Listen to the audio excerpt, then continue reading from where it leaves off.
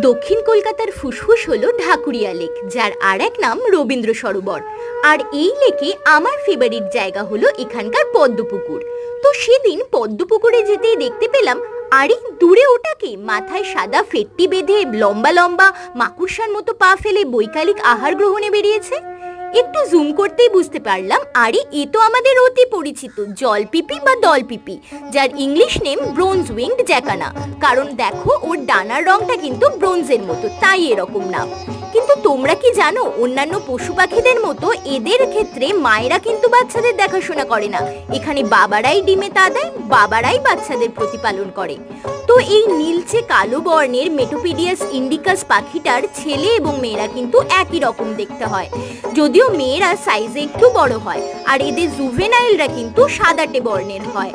আর মনে রেখো, এদের মাথায় সাদা ফেটটি কিন্তু এদের শনাক্তকরণের মূল বৈশিষ্ট্য।